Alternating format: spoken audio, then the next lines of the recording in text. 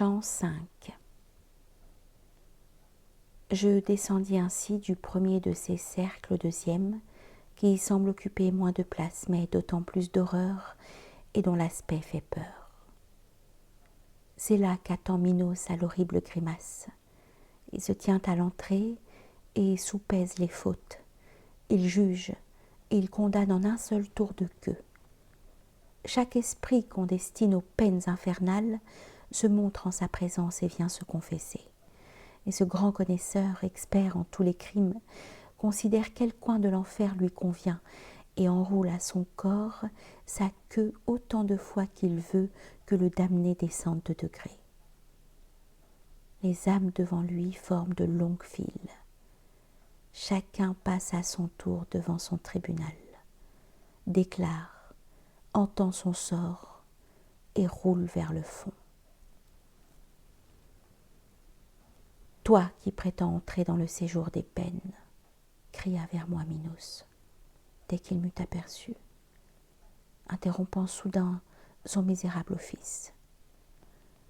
Vois d'abord où tu vas, à qui tu te confies, sans te laisser tromper par l'accès trop facile. Mais mon guide intervint. Pourquoi crier ainsi? N'empêche pas en vain son voyage fatal. On veut qu'il soit ainsi dans l'endroit où l'on peut ce que l'on veut. Pourquoi demander davantage? C'est à partir de là que j'entendis vraiment les cris du désespoir et que le bruit des pleurs commença tout d'abord à frapper mon oreille. Je voyais devant nous un antre sans lumière, dont le rugissement ressemble à la tempête qui soulève parfois les vagues de la mer. L'infernal tourbillon, tournoyant sans arrêt, emporte les esprits mêlés dans son tumulte, les frappe, les culbute, les presse de partout, les faisant tous rouler au bord du précipice, où l'on sent redoubler leur angoisse et leurs cris, et ils insultent tous la divine bonté. Et je compris enfin que c'est par ce supplice que l'on punit là-bas le péché de la chair, qui nourrit l'appétit aux frais de la raison. Comme les étourneaux s'en vont à tire-d'aile, lorsque le froid descend formant de longues files, ainsi ce vent horrible emporte les esprits. De ça, de là, partout son souffle les repousse. Pour consoler leur mal, nul espoir ne leur offre l'image du repos ou d'un moindre tourment. Comme les cris plaintifs de quelque envol de grue qui forment dans les airs des files infinies, tel je vis venir, pleurant et gémissant, les ombres qu'emportait au loin cette tempête. Te demandais, qui sont, maître, tous ces gens, nus, le noir tourbillon s'acharne à châtier? La première de ceux que tu prétends connaître, se mit à m'expliquer mon guide sans tarder, avait jadis régné sur des peuples nombreux. Mais elle avait plongé si loin dans la luxure qu'elle imposa des lois qui permettaient ce vice, pour ne plus courir un blâme mérité. Elle est Sémiramis, dont l'histoire raconte qu'elle a suivi Ninus et qu'elle était sa femme. Elle eut jadis la terre où règne le sultan. L'autre s'était adonné à la mort par trop d'amour, oubliant la foi due aux cendres de Psyché. Cléopâtre la suit, cette luxurieuse. Tu vois Hélène aussi, qui fut jadis la cause de si constants tourments. Voici le grand Achille que l'amour seul guidait à la fin de la guerre. Vois Paris et Tristan. Et il me fit voir encore en m'indiquant leurs noms plus de 1000 autres ombres qui perdirent la vie à cause de l'amour. D'entendre mon docteur qui désignait ainsi ces vaillants chevaliers et ces dames antiques, je sentais se serrer mon cœur dans ma poitrine. Ensuite je lui dis, « Poète, j'aimerais parler à ces deux-là qui vont l'un près de l'autre et qui semblent tous deux si légers dans le vent. » Il répondit, « Attends qu'ils arrivent plus près. Appelle-les ensuite, au nom de cet amour qui les conduit toujours, et ils te répondront. »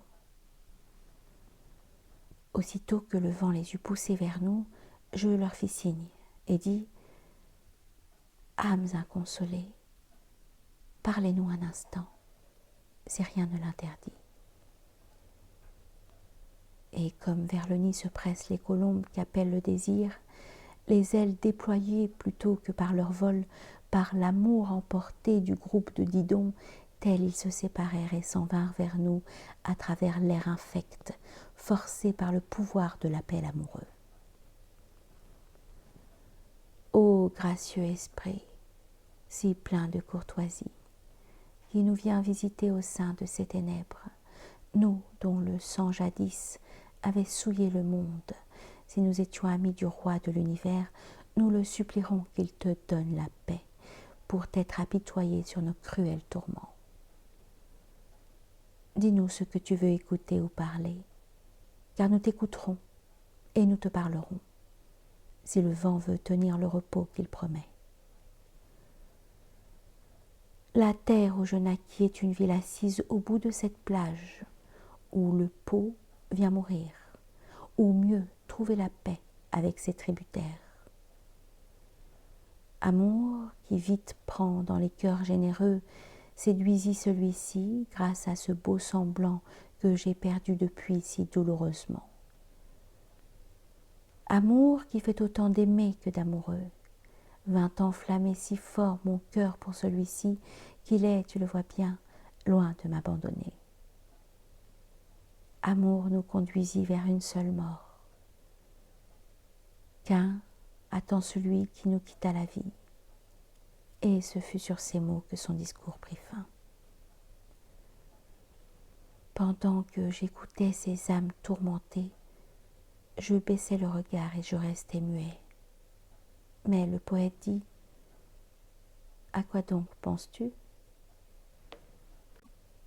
Alors je commençai par lui répondre « Hélas, combien de doux pensées, de désirs amoureux ont conduit ces deux-ci vers cette triste impasse. » Puis me tournant vers eux, je repris la parole. « Francesca, le récit de ton triste martyre n'a laissé dans mon cœur que douleur et pitié. Mais dis-moi cependant,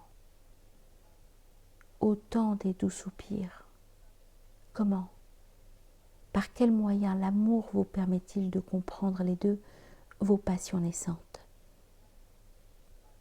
Elle me répondit, « La plus grande douleur est de se rappeler les instants de bonheur au temps de la misère.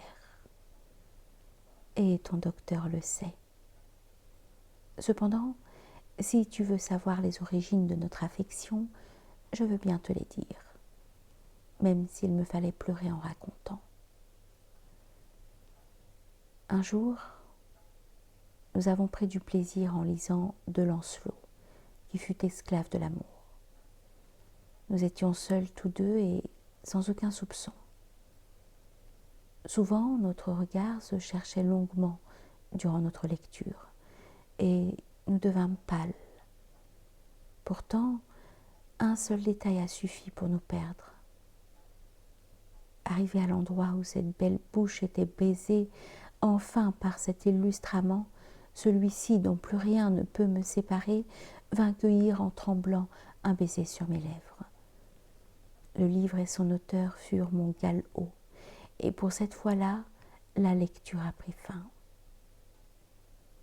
Pendant qu'un des esprits me racontait cela, l'autre pleurait si fort que, mue par la pitié, je défaillis moi-même et me sentis mourir, et finis par tomber comme tombe un cadavre.